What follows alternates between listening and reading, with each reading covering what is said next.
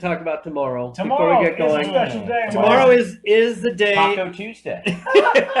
And besides Taco Tuesday, it is also Constitution Day, which celebrates the signing of the Constitution and the sending of it to the states for ratification. Yes. Which happened a couple years later. So it's the day that they finished, and they basically closed the convention and signed the document. And it seems so simple when you say it.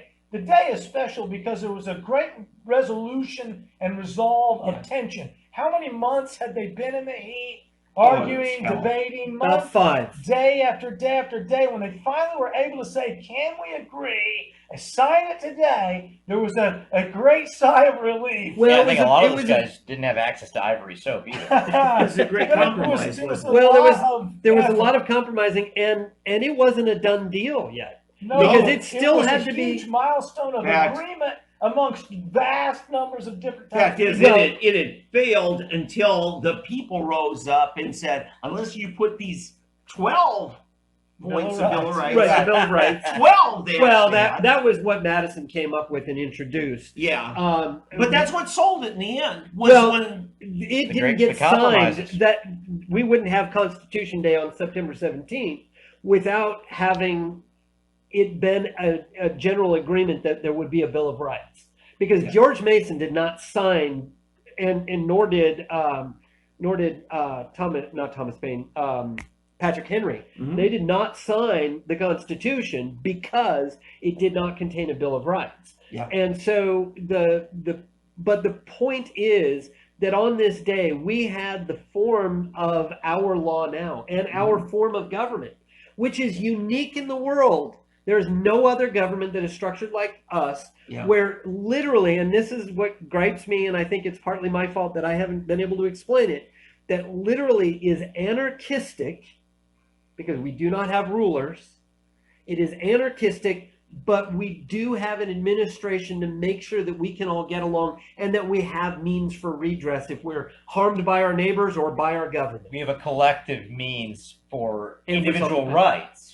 Yes, and for self-defense, whether individually or collectively as a nation. We have consented to self-govern, not to be anarchistic. Well, it is revolutionary. It is self-governing anarchism, literally, because we do not have the Meisterburger, who is sitting up there on high dictating to us. Oh wait, we do. I was gonna say you like to watch on TV. We have black robes. The black robes. But the point is that is not our law. What we celebrate tomorrow is what is true law, and we need to share this information so that people will get back to looking at what is truly written in law, and separate that from the myriad of statutes which divert from it and set up what we have today, because what we have just isn't my point to it is, and don't worship the document, because listen, when I hear people say, well, the founders believe this, listen, the founders disagreed vehemently with the founders, right? I mean, you can find a founder to believe just about anything you want, or you can make one up. But I mean, the good thing about it did drive Ben Franklin to religion, right? Because he finally said, folks, let's pray. And you'd never heard Ben Franklin say that before. I know, I never have. The one thing about the founders is that they were consistent. They were unified on the fact that liberty, individual liberty, must reign.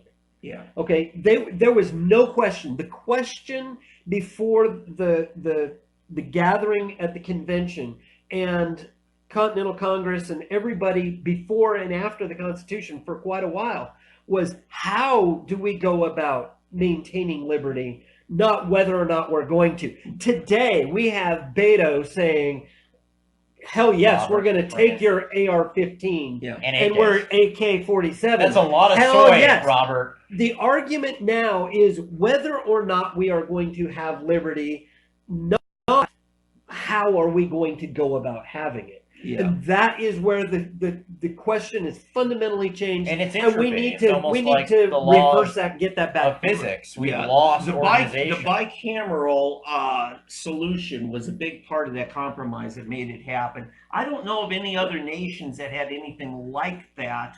You have the British House of Commons.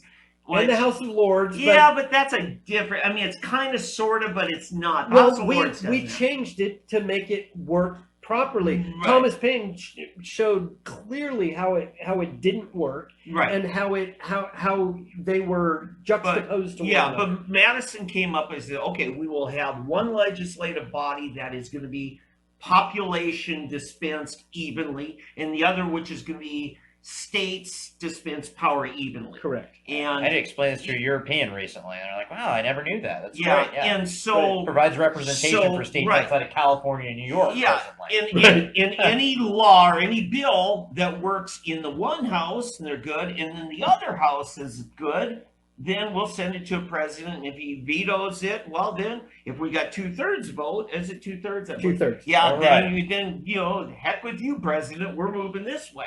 And if you don't like the Second Amendment, Beta, Robert Francis, yes, convicted burglar.